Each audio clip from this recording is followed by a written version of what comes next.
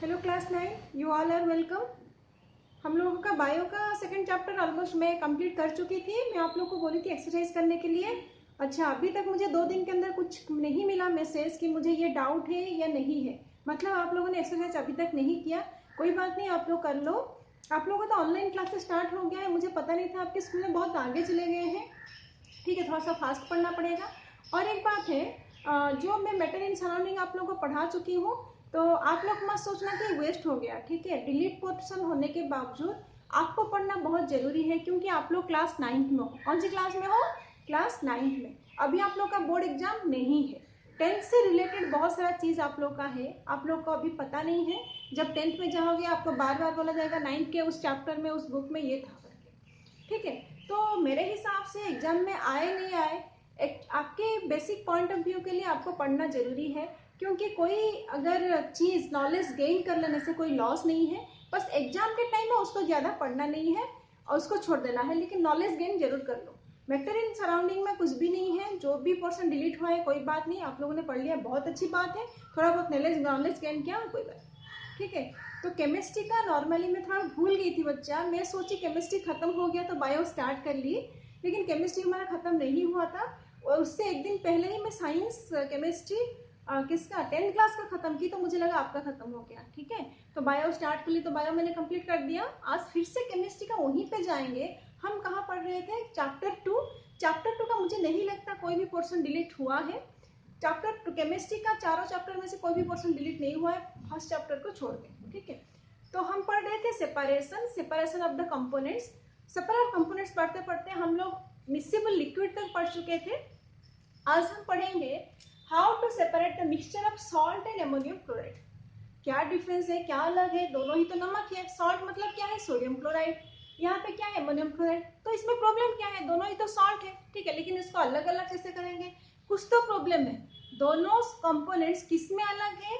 हमारा जो ये अमोनियम क्लोराइड है, ये कौन सा सब्सटेंस है? सब्लिमेट। ओके, और सॉल्ट क्या है? Non sublimate. अब बोलोगे अभी सब्लिमेट का मतलब क्या है? सब्लिमेट का मतलब है जो सब्सटेंस सॉलिड से डायरेक्टली इवापोरेट होके गैस में कन्वर्ट हो जाता है, लिक्विड नहीं होता। समझ में आया? और ये हम पढ़े थे फर्स्ट चैप्टर में। अमोनियम क्लोराइड सॉलिड से सॉलिडिफिकेशन डायरेक्ट क्या होता है? सॉलिड से लिक्विड नहीं होकर डायरेक्ट इवापोरेट हो जाता है, गैस में कन्वर्ट हो जाता है। ठीक है, that's why it is your sublimate volatile substance. कौन सा? Sodium chloride. ठीक है, तो आपकी बुक में जो एक्टिविटी दिया है उसके हिसाब से नीचे बर्नर रखा गया है। ये हमारा ट्राइपॉड स्टैंड है। एक चाइना डिश है। चाइना डिश में हमारा 2 सॉल्ट है। कौन कौन सा सॉल्ट? एक है नॉर्मल सॉल्ट सोडियम क्लोराइड और एक है हमारा अमोनियम क्लोराइड। क्लियर? अब हमारे एक्टिविटी में हमने क्या किया है, फनेल को उल्टा करके रखे हैं। नॉर्मली फनेल ऐसे रहता है, फनेल को हमने क्या किया है? उल्टा करके रखा है। ठीक है, अब फनेल उल्टा करके रखा है, ओपनिंग ऊपर है। ऊपर हमने क्या कर दिया, इसको कॉटन प्लग से रास्ता को बंद कर दिया। क्लियर? अब हम जब गैस को ऑन करेंगे तो नॉर्मली हमारा जो सोडियम क्लोराइड जो सॉल्ट हम लोग खाते हैं वो क्या होगा? वही रह जाएगा। ठीक है, लेकिन जो दूसरा सॉल्ट है, कौन सा सॉल्ट? Ammonium chloride. ये क्या कौन सा सब्सटेंस है? वोलेटाइल सब्सटेंस और sublimate substance. That's why what happened, जब ये गर्म होगा this salts evaporate, vapour form में इवापोरेट होकर जाके यहाँ पे ऐसे चिपक जाएगा। ठीक है, इवापोरेट हो जाएगा गैसेस, क्योंकि ये रास्ता बंद है, ये गैसेस सब यहीं पे रह जाएगा। ठीक है, जब गैस को हम बंद कर देंगे, ठंडा हो जाएगा, तो जहां जहां पे जाके थोड़ा सा चिपका हुआ है ये सब क्या हो जाएगा? सॉलिड में कन्वर्ट हो जाएगा। तो अभी हो गया सेपरेट। नीचे कौन सा रह गया? Normal sodium chloride. ओके, ऊपर कौन सा आ गया? अभी मैं फॉर्मूला लिखूंगी तो आपको नहीं पता है, थर्ड चैप्टर में पढ़ेंगे फॉर्मूला। तो ये कौन सा है हमारा? Ammonium chloride. Clear? When we separate two components or the supplement components from a non-supplement components, we should burn the substance, or we should, after burning, what happened, the volatile substance or जो supplement substance है that evaporate and they are separated. Now on the china dish which type of salt is present? Normal salt जो आप लोग खाते हो, and ऊपर की तरफ क्या है, क्योंकि हमारा कॉटन ब्लॉक से रास्ता बंद है तो इवापोरेट होके गैस बाहर नहीं जाएगा, ऊपर रह जाएगा। जब भी कंडेंस किया जाएगा मतलब ठंडा हो जाएगा वापस, वो क्या हो जाएगा यहाँ पे सॉलिड फॉर्म में चिपक जाएगा। ये है हमारा अमोनियम क्लोराइड। क्लियर। नेक्स्ट पढ़ते हैं हमारा क्या जो हम डाई लेते हैं वो सिंगल कलर का बना है। देखो जैसे हमारा इसमें मार्कर, ये मार्कर है, मार्कर में मैंने ब्लैक कलर का इंक डाला हुआ है। क्या ये ब्लैक कलर का इंक एक ही कलर को लेके बना है, ये आपको पता है अच्छे से। तो ये जो कौन कौन से कलर को लेके पता है इसको भी हम सेपरेट कर सकते हैं। नेक्स्ट पढ़ते हैं उसको। नेक्स्ट आपका एक एक्टिविटी दिया हुआ है, क्या है topic, is the dye in black ink a single colour. क्या हमारा जो ये ब्लैक इंक है ये सिंगल कलर है? ऑब्वियसली नहीं है, आप लोग को पता नहीं है। जो पेंटिंग करता है आप लोग को पता होगा बेटा, ब्लैक कलर अगर नहीं है तो कौन कौन सा कलर मिला के हम लोग ब्लैक कर सकते हैं, तो मिक्सचर है, आपको पता है। अभी देखो इस एक्टिविटी में फॉर एग्जाम्पल ये आपके लिए एक क्या white test tube, white bout test tube लिया गया है। टेस्ट ट्यूब में एक टूथपिक है, टूथपिक में हमने क्या किया है पेपर स्ट्रिप, कौन सा स्टेप रखा है पेपर स्ट्रिप, ठीक है। अभी आपको एक नाम बोलूंगी, याद रखना है आपको। एक्चुअली ये पेपर का नाम है chromatography paper, chromatography paper. Actually है क्या ये chromatography paper? Because this process of separation is known as your chromatography and the paper used for this the paper name is chromatography paper। तो उसमें क्या है, फॉर एग्जांपल ये paper है, हमने टूथपिक में या इसमें स्टिक कर लिया है, ये पेपर को हमने डिप कर दिया है, इसमें हमारा सॉल्वेंट है, नॉर्मल यहाँ पे वाटर है, नहीं तो हम लोग ईथर ले सकते हैं और हम लोग इथेनॉल ले सकते हैं, अल्कोहल ले सकते हैं, तो यहाँ पे नॉर्मल हमने वाटर लिया। आगे काम करना आज घर में थोड़ा सा कागज में ब्लैक इंक डालना, ठीक है, उसके बाद पेपर में डिप करना। डिप आपको किस तरह से करना है, ये पॉइंट पानी से ऊपर रहना जरूरी है, 1 सेंटीमीटर अबव द सॉल्यूशन, जो भी हमने सॉल्यूशन लिया है उसके अबव 1 सेंटीमीटर रहना चाहिए।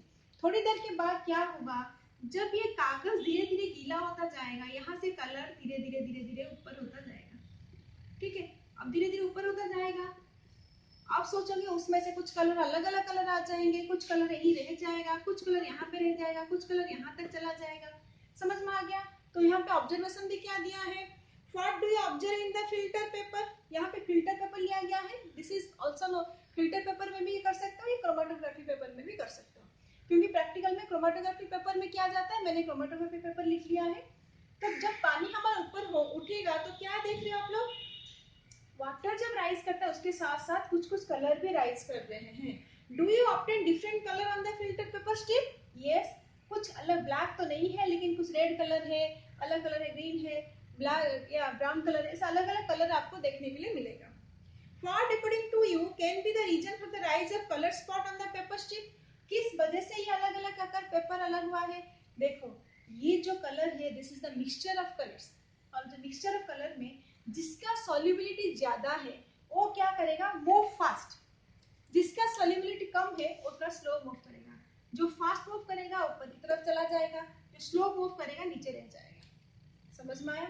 This process of separation of colour from a mixture or colored from a dye is known as your chromatography। के प्रोसेस को क्या कहा जाता है, क्रोमाटोग्राफी। देखो क्रोमाटोग्राफी का मतलब क्या है, chromatography is the technique used for separation of those solutes that dissolve in same solvent। जब सेम सॉल्वेंट में बहुत सारा कलर मिक्स हुआ है उसको अगर हम सेपरेट करेंगे बहुत सारा कलर को, उस टाइप का प्रोसेस को हम कहते हैं क्रोमाटोग्राफी। ओके, क्या कहते हैं, क्रोमाटोग्राफी। क्योंकि यहाँ पे क्रोमा मतलब कलर पिगमेंट, यहाँ पे कलर पिगमेंट को अलग अलग किया जाता है। इस वजह से जब आप लोग प्रैक्टिकल क्लास आओगे, मैं मोबाइल में आपको फोटो दिखाऊंगी, कॉलेज में जैसे प्रैक्टिकल होता है तो लीफ में जो ग्रीन कलर होता है उसका क्या क्या कलर अलग अलग डिफरेंट सेट ऊपर अच्छे से करके दिखा है, उसका पिक्स है मेरे पास। तो किस तरह से कलर अलग अलग पोजीशन में जाके रह जाते हैं उसको देख के आप क्लियर हो सकते हो कि एक डाई जो है वो मिक्सचर ऑफ कलर से, और कलर पिगमेंट को अलग करने के लिए हम जो प्रोसेस यूज करते हैं उसको कहा जाता है क्रोमाटोग्राफी। ओके, आपके बुक में जो दिया है वो फिल्टर पेपर दिया है, फिल्टर पेपर की जगह में हम क्या ले सकते हैं, क्रोमाटोग्राफी पेपर ले सकते हैं, क्योंकि प्रैक्टिकल में हमको जो लेना है वो हमारा क्रोमेटोग्राफी पेपर है। ओके, नेक्स्ट हम पढ़ेंगे, यहाँ पे कुछ कुछ दिया है। ओके, नेक्स्ट हम पढ़ेंगे how can you separate mixture of two miscible liquid. अभी हम लोगों ने पढ़ा इमिक्सेबल लिक्विड है तो कैसे करेंगे। अगर सपोज दो लिक्विड मिल गया है, आपको देख के पता ही नहीं चल रहा है, जिस तरह से देखो लोग ड्रिंक्स करते हैं, अल्कोहल में क्या करते हैं, वो थोड़ा सा पानी मिलाते हैं। क्या उस पानी को अल्कोहल को आप लोग अलग अलग कर सकते हो? नहीं, क्योंकि वो देख के ही लगता है कि एक ही जैसा लिक्विड है। उसको हम कैसे अलग करेंगे? ठीक है, उस प्रोसेस है डिस्टिलेशन प्रोसेस। नेक्स्ट है हमारा डिस्टिलेशन प्रोसेस। डिस्टिलेशन प्रोसेस में हम क्या करेंगे, टू मिक्सेबल लिक्विड को अलग अलग करेंगे। अब आप सोचोगे मिक्सेबल लिक्विड क्या है, अभी अभी बोली थी, और जैसे अल्कोहल में पानी मिला दिया। देखो अल्कोहल में पानी मिलाओ, एसीटोन में पानी मिलाओ। एसीटोन आपका क्या है, देखो स्पीड जैसे जो पानी में उड़ जाता है, एसीटोन है। तो एसीटोन में जब हम पानी मिलाएंगे तो क्या आप लोग को पता चलेगा? नहीं पता चलेगा बेटा। ठीक है, तो एसीटोन में हम जब पानी मिलाते हैं उसको अलग अलग कैसे करेंगे। ठीक है, यहाँ पे एक आपको दिया गया है एक्टिविटी। देखो ये आपका क्या है, एक फ्लास्क है, ये आपका राउंड बॉटम फ्लास्क है। Okay, this is your stand, this is your clamp. Clamp fit हुआ है हमारा राउंड बॉटम फ्लास्क से। This is your tripod stand, this is bunsen burner. Okay, अब इसके अंदर हमने क्या लिया है, पहले अरेंजमेंट देख लेते हैं। इसके अंदर हमने एक ऐड किया हुआ है थर्मोमीटर। थर्मोमीटर, अब थर्मोमीटर का क्या काम है आप लोगों को मैं बताऊंगी। ये प्लग है, कॉटन कॉर्क कह सकते हैं इसको, और इसके साइड में एक ट्यूब गया है। ओके, जिसमें यहाँ पे भी आपका क्या है, कॉर्क है, ये मुंह बंद हुआ है, और यहाँ से जो ट्यूब गया है, ट्यूब जाके यहाँ से ऊपर नहीं जा रहे हैं। और this is your condensation cooling, ये कूल करने के लिए कंडेंसेशन फ्लास्क बोला जाता है इसको, इसमें कूल करने के लिए रखा जाता है। तो ये इसका नाम है वाटर कंडेंसर। ठीक है, वाटर कंडेंसर में हम क्या करते हैं, कोल्ड वाटर डालेंगे। कोल्ड वाटर किस लिए डालेंगे कि ठंडा हो जाएगा। ठीक है, अब हम देखते हैं, पहले गर्म करते हैं ठंडा करते हैं, बताइए क्या बात है। देखो जब हमारा कोई दो सब्सटेंस का बॉइलिंग पॉइंट में अगर 25 डिग्री सेंटीग्रेड से ज्यादा डिफरेंस होगा तब भी ये प्रोसेस काम करेगा।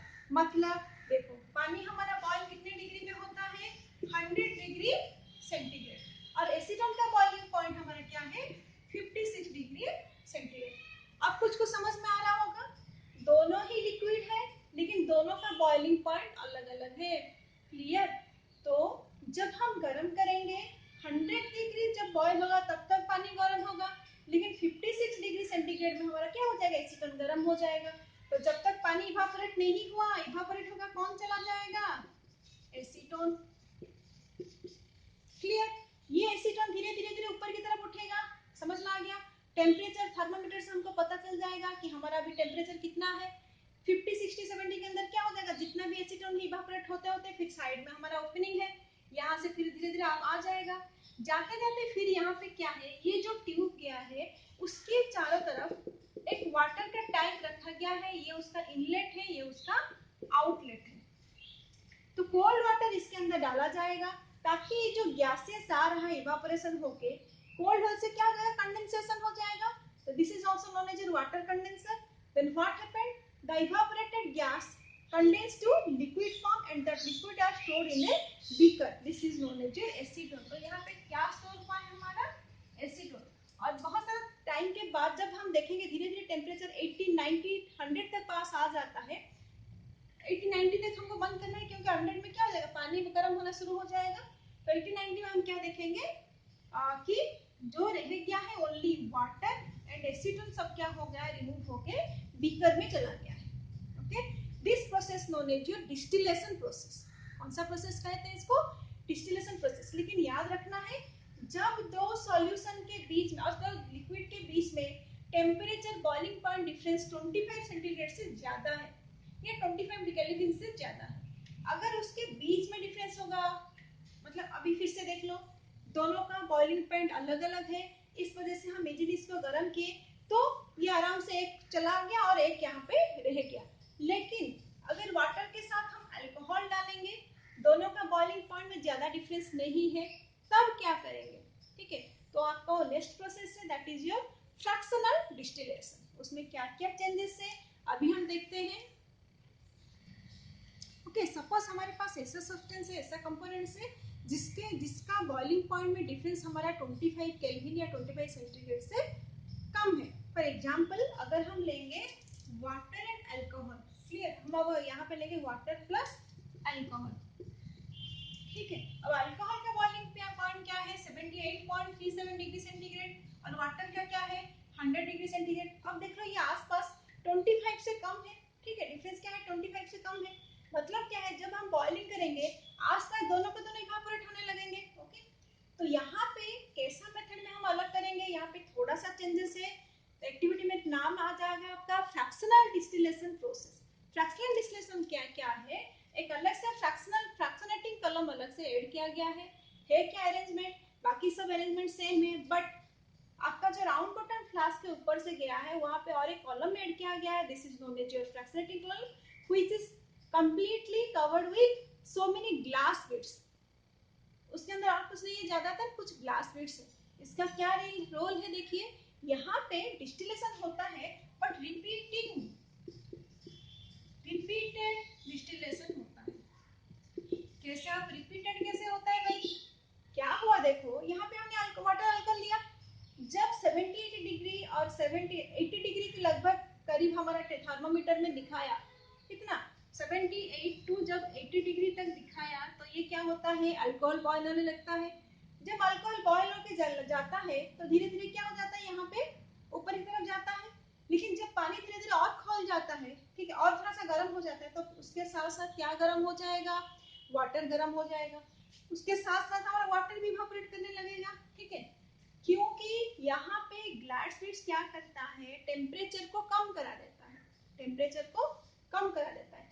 ग्लास बिट्स बहुत सारा है, सभी से ये टकरा टकरा के ऊपर की तरफ जाना है, लेकिन ये हमारा क्या जब हीट ज्यादा हो जाएगा तब हमारा जो अल्कोहल है वो धीरे धीरे करके इवापोरेट होके चला जाएगा। लेकिन जब वाटर क्या है जैसे ही धीरे धीरे इस टेम्परेचर के कांटेक्ट में आएगा, ग्लास बिट के कांटेक्ट में, इसका टेम्परेचर डाउन हो जाएगा। क्यों, गर्म होके गया यहाँ पे ठंडा हुआ वापस आया, फिर गर्म होके गया यहाँ पे ठंडा हो गया फिर वापस आया, और कुछ इधर चला गया इस बिट से टकरा के वो वापस गया, और कुछ इधर से चला गया इस बिट से टकराया वो वापस आ गया, समझ में आ गया। लेकिन जो अल्कोहल है उसका बॉइलिंग पॉइंट क्या है उससे कम है, तो धीरे धीरे क्या हो जाएगा अल्कोहल उसमें चला जाएगा। वाटर जो इवापोरेट होके गया है वो ग्लास बीट से टकरा के because of the temperature change then are they again condense and come to the down bottom flask. Clear? This process is known as your fractional distillation. Same to same यहाँ पे भी हमारा क्या store हो जाएगा, यहाँ पे हमारा अल्कोहल स्टोर हो जाएगा। Clear?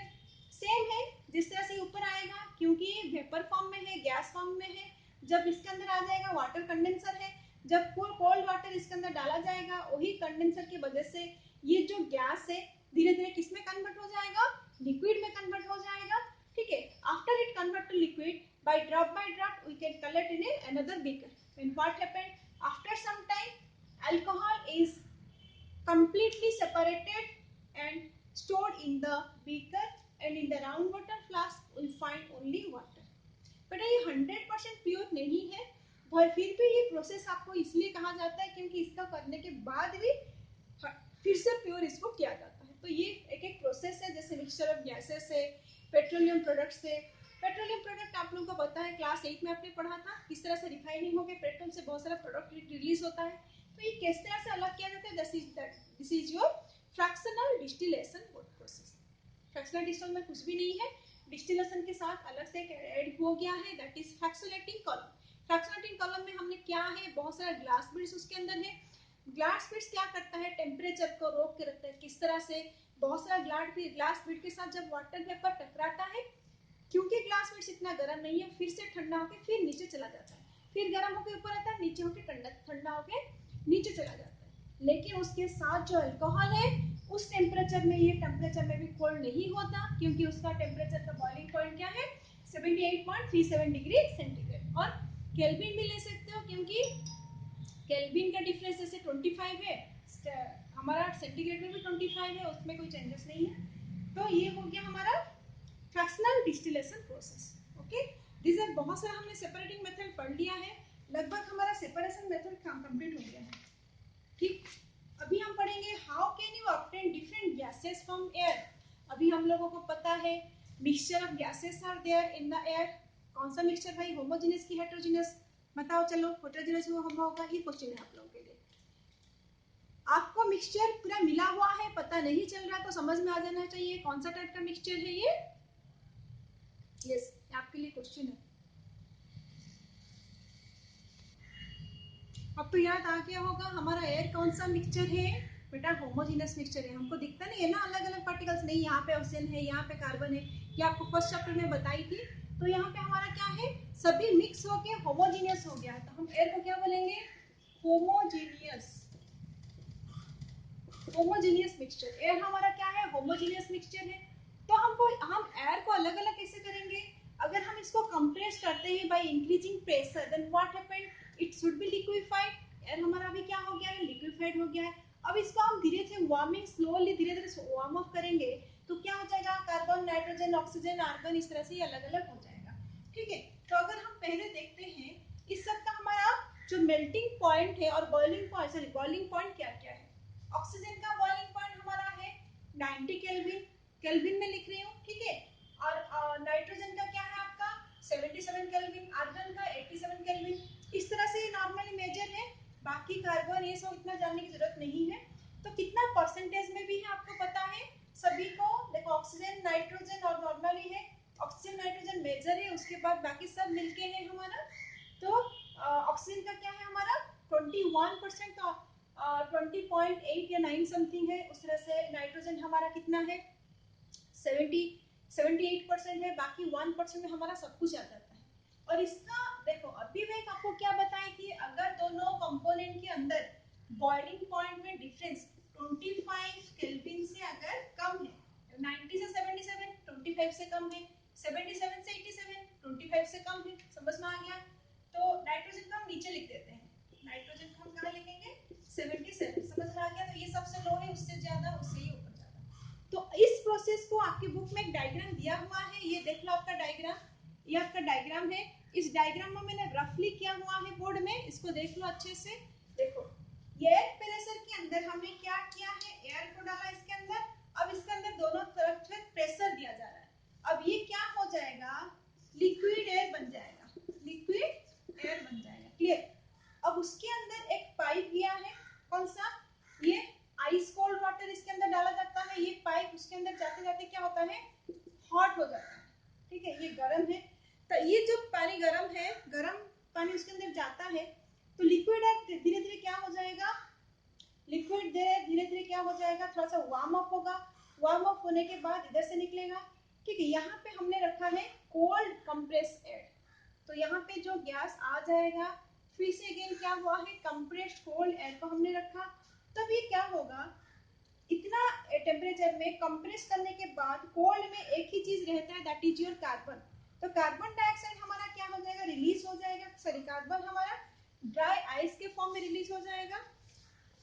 Carbon dioxide out as a dry, हाँ कार्बन डाइऑक्साइड रिलीज हो जाता है, ठीक है। कार्बन डाइऑक्साइड हमारा रिलीज हो जाता है ड्राई आइस। आप लोग देखो जो हमारा फायर एक्सटिंग्विशर होता है उसमें कुछ भी नहीं होता है, कार्बन डाइऑक्साइड ही होता है, लेकिन इसको इतना कंप्रेस कर दिया जाता है। उसको ड्राई आइस क्यों कहते हैं, क्योंकि सॉलिड से कंप्रेस होकर गैस फॉर्म में ही रहता है, that's why it is known as your dry ice. कभी भी क्वेश्चन में आएगा what is your dry ice, किसको कहा जाता है, कार्बन डाइऑक्साइड जब कंप्रेस फॉर्म में होता है उसको बोलते हैं ड्राई आइस। तब ये क्योंकि कोल्ड है, अब ये क्या हो गया, ये रिलीज हो जाएगा, क्या रिलीज हो गया, कार्बन डाइऑक्साइड। तो कार्बन डाइऑक्साइड यहाँ से गया, कार्बन जाने के बाद वही गैस फिर से एक्सपेंशन जेट के अंदर जाके फिर एक चैम्बर में जाएगा। यहाँ पे और क्या क्या बच गया, अभी कार्बन निकल गया, आर्गन, नाइट्रोजन, ऑक्सीजन है। तो इस चैम्बर में जब जाएगा इसके अंदर क्या क्या है, आर्गन, नाइट्रोजन, ऑक्सीजन सब इसके अंदर है, ठीक है। अब हम इसको क्या करेंगे 77 केल्विन में हीट करेंगे, कितना केल्विन में 77। तो क्या हो जाएगा 77 केल्विन में दो चीज चले जाएंगे, नाइट्रोजन एंड आर्गन, क्योंकि 77 और 87 धीरे धीरे बढ़ जाएगा तो नाइट्रोजन आर्गन हमारा यहाँ से इवापोरेट होना शुरू होगा। धीरे धीरे जब बढ़ जाएगा तो ये क्या होगा, बाकी जो चीज है तो क्योंकि ऊपर नहीं जा सकता, ये इधर आ जाएगा, ठीक है, क्योंकि ज्यादा हीट इसको मिल नहीं रहा है। अब नाइट्रोजन आर्गन में सबसे कम, सबसे पहले कौन होगा 77 में। तो ऊपर वाला जो ट्यूब देख रहे हो ना, देखो एक ऐसा ट्यूब गया है, एक ऐसा ट्यूब गया है, ये देखिए कलेक्ट हुआ वाले के ही केस में। तो ऊपर वाले में क्या रिलीज होगा, क्योंकि नाइट्रोजन 77 केल्विन है, सबसे पहले नाइट्रोजन निकल जाएगा, ठीक है। उसके बाद जब नाइट्रोजन निकल जाता है 87, तब यहाँ पे क्या निकलेगा, आर्गन, यहाँ पे क्या निकल जाएगा, नाइट्रोजन रिलीज हो जाएगा। अब आपका बचा क्या है, ऑक्सीजन। तो जितना ऑक्सीजन है इधर चला जाएगा, यहाँ पे पानी में लिक्विड फॉर्म में क्या रह जाएगा, ऑक्सीजन हमारा इस फ्लास्क में जाके सिर्फ ऑक्सीजन लिक्विड फॉर्म में रह जाएगा, क्योंकि लिक्विड फॉर्म में हमारा 90 केल्विन में कौन बॉयल होता है, ऑक्सीजन। फिर से बता देती हूँ, यहाँ पे हमने एयर लिया गया है, कंप्रेस किया गया है, उसको कंप्रेस की वजह से ये क्या हो गया, लिक्विड एयर, सेम यहाँ पे लिक्विड एयर हो गया। उसके बाद हम धीरे धीरे इसको वार्म अप करेंगे, वार्म अप करने के बाद जो गैस निकला यहाँ पे अचानक से तो सडनली इसको क्या गया, कोल्ड एयर से कंप्रेस कर दिया गया, कोल्ड एयर से इसको कंप्रेस कर दिया गया। तो ये सभी गैस कंप्रेस हो गया। कंप्रेस कौन सबसे ज्यादा होता है, कार्बन डाइऑक्साइड हो जाता है। तो कार्बन डाइऑक्साइड यहाँ से रिलीज हो जाता है। रिलीज होने के बाद जो बाकी बचा कुचा गैसेस है, that is your oxygen, nitrogen, argon, ये सभी क्या होता है, यहाँ से रिलीज होके एक्सपेंशन जेट के थ्रू और एक चैम्बर में जाता है। अब यहाँ पे और वार्म अप करने के लिए हमने थोड़ा हीट बढ़ा दिया है 77 केल्विन में। तो 77 केल्विन में हमारा बॉइलिंग पॉइंट किसका है, नाइट्रोजन का। नाइट्रोजन धीरे धीरे इवापोरेट होकर एक ट्यूब में कलेक्ट होता जाता है। उसके बाद हमारा 87 केल्विन में इवापोरेट होने लगता है आर्गन, ठीक है। तो उसके बाद जो धीरे धीरे रह गया वो हमारा क्या है, हमारा ऑक्सीजन। ऑक्सीजन आके इधर रह जाएगा, कितने में, 90 केल्विन है इसका, तो यहाँ पे लिक्विड फॉर्म में स्टोर होके रह जाता है। ऑलमोस्ट समझ में आ गया होगा किस तरह से प्रोसेस है। ये क्यों फ्रैक्शनल डिस्टिलेशन में किया गया है, because the difference between two components, boiling point का दो कंपोनेंट्स का बॉइलिंग पॉइंट में डिफरेंस कितना है, बिलो 25 डिग्री सेंटीग्रेड और बिलो 25 केल्विन। जो दो कंपोनेंट में बिलो 25 केल्विन है, बॉइलिंग पॉइंट डिफरेंस है, उसको हम कौन सी प्रोसेस में अलग अलग करेंगे, फ्रैक्शनल डिस्टिलेशन। तो फ्रैक्शनल डिस्टिलेशन क्या हो जाएगा, अभी हमने जो प्रोसेस किया ये भी हमारा कौन सा प्रोसेस है, फ्रैक्शनल डिस्टिलेशन। आपको क्वेश्चन में एग्जाम में पूछा जाएगा, how do we separate the mixture of gases, okay, in the process of fractional distillation. Clear. और थोड़ा सा पार्ट रह गया बेटा, मुझे लग रहा है कंटिन्यू करेंगे तो थोड़ा ज्यादा टाइम हो जाएगा। एक काम करो, आज इसको पूरा कंप्लीट करो, ठीक है। कंप्लीट करो का मतलब ये नहीं है कि ऐसे हाफाजाफी जो मैं लिख रही हूँ पढ़ा रही हूँ उसको देखकर एनसीईआरटी बुक का एक एक लाइन पढ़ना है, क्योंकि मैं पूरा बुक नहीं जा रही हूँ, पूरा बुक में लाइन बाय लाइन एंड पूरा थरोली नहीं पढ़ा रही हूँ, तो उसमें बहुत सारा चीज इंपॉर्टेंट है। क्योंकि आप क्लास 9 में हो इसलिए मैं आपको बार बार बोल रही हूँ, सिलेबस से हमको मतलब नहीं है, हमको मतलब है पढ़ाई से, नॉलेज से। क्योंकि अगले साल जब आप 10th में जाओगे, क्या पता कोरोना वोरोना नहीं होगा, सिलेबस आपका फिर से पढ़ जाएगा, तो आपका वो इफेक्ट करेगा कि 9th क्लास में अरे हमारा तो कोरोना की वजह से छूट गया था, उसको आपको वापस पढ़ना पड़ेगा। इससे अच्छा आप अभी पढ़ लो, ठीक है, थोड़ा बहुत नॉलेज रख लो कि एक्चुअली चीजें है क्या, ठीक है। और आगे जब 12th के बाद आप एनसीईआरटी जाओगे, सॉरी कोई जो एंट्रेंस एग्जाम देने जाओगे, तो आपका एनसीईआरटी बुक बहुत मायने रखता है। तो एनसीईआरटी बुक का हर एक लाइन इंपॉर्टेंट है, जो आपको सिलेबस में नहीं है, बस अपनी नॉलेज बढ़ाने के लिए पॉइंट है, उस एग्जाम पॉइंट ऑफ व्यू नहीं देख के नॉलेज बढ़ाने के लिए आपको जरूर पढ़ना चाहिए, ठीक है। उसमें भी आपको अगर डाउट क्लियर कराना होगा तो मैं करा दूंगी। और सॉरी बायो का एक्सरसाइज आप लोग अभी तक मुझे नहीं दिए हो, थोड़ा सा टाइम में आप लोग के लिए वेट कर रही हूँ, जिस दिन का वीडियो उस दिन देख लिया करो और मुझे अपना टाइम पे नोट्स और एक्सरसाइज सबमिट कर लिया करो, ओके। तब तक के लिए bye bye, have a good day.